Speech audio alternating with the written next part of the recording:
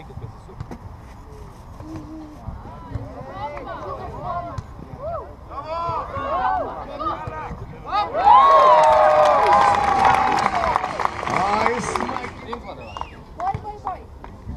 Vien, du, Dubauskaitė. 27.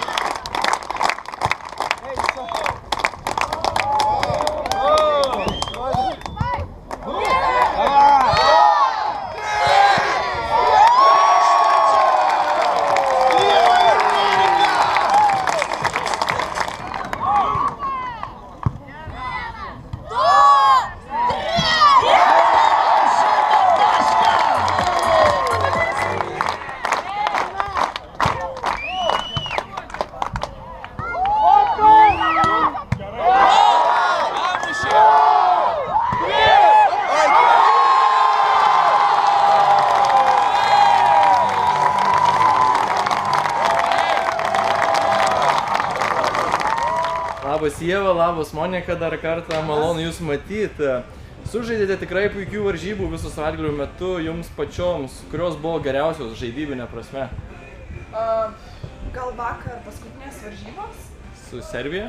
Taip, su Serbija, aš manau, ir šiandienos varžybos. Tai gal buvo tokių netikslumo ant priėmimo, ant paso.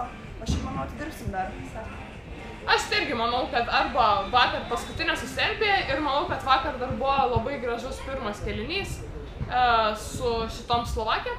Su Slovakijos antra komanda, nes ir jos nedaug taškus surinko ir mes palyginti nedaug klaidų padarėm, kai padarom po milijoną. Tai va, tai džiugina.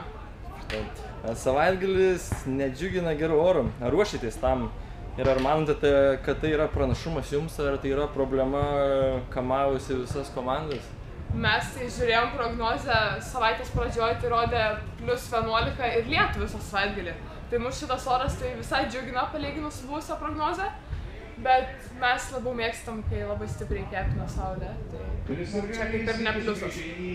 Supratau, savų sirgalių palaikymas pagelbėja ir atpalaiduoja ar įpareigoja jūs, kaip jaučiatės įžengę į aikštelę?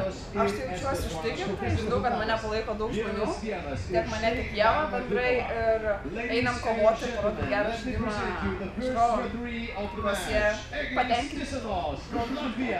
Perduokit linkėjimus tinklinio fanams, regaliams. Visiems linkėjimai, ačiū, kad mus palaikot ir kviečiam už 2 savaičių, kur vyks čia Vilniuje prie Baltų tilto Jevza, tai mums irgi labai reikės jūsų palaikymo. Super.